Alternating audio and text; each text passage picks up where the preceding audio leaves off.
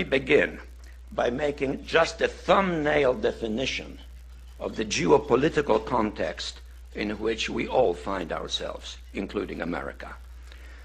And in my perspective, that geopolitical context is very much defined by two new global realities.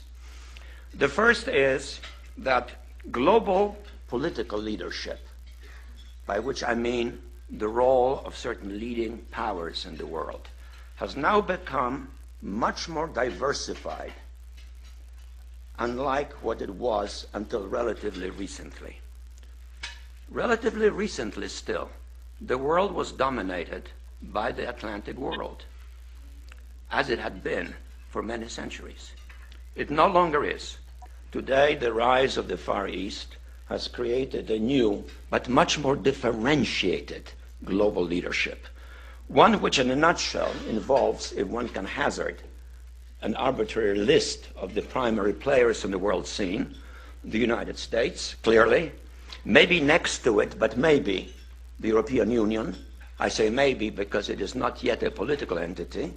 Certainly, increasingly so, and visibly so, China.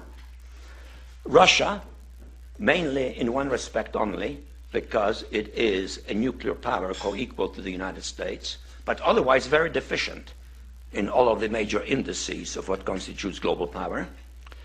Behind Russia, perhaps individually, but to a much lesser extent, Germany, France, Great Britain, Japan, certainly, although it does not have a politically assertive posture. India is rising. And then in the background of that, we have the new entity of G20, a much more diversified global leadership, lacking internal unity, with many of its members in bilateral antagonisms. That makes the context much more complicated. The other major change in international affairs is that for the first time in all of human history, mankind is politically awakened.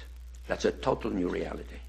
Total new reality. It has not been so for most of human history until the last 100 years. And in the course of the last 100 years, the whole world has become politically awakened.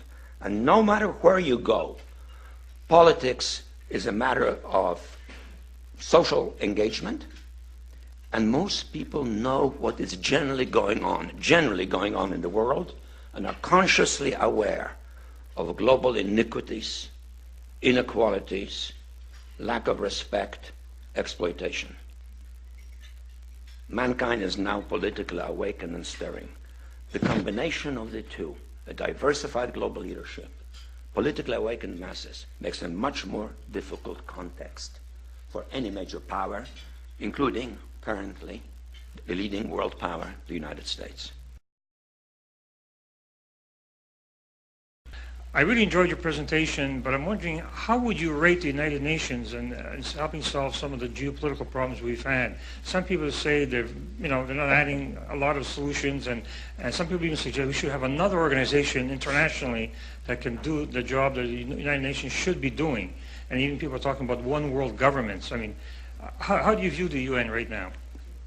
Well, there should be such an organization. The word "should" implies that there is a kind of moral imperative or need for it.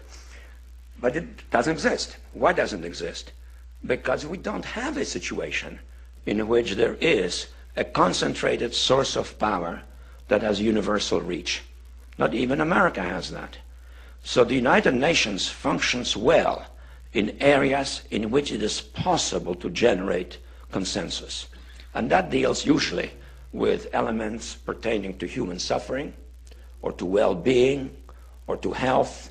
For example, the Food Organization, the Health Organization, the relief agencies, or arbitration of conflicts of secondary importance, in which the international community can kind of endorse what the UN is doing. But the UN is not a world government. The UN, when it comes to politics, is based on a fiction, namely 190 states which are members, each of which is co-equal with the others, except for the 5 that have the veto right in the Security Council.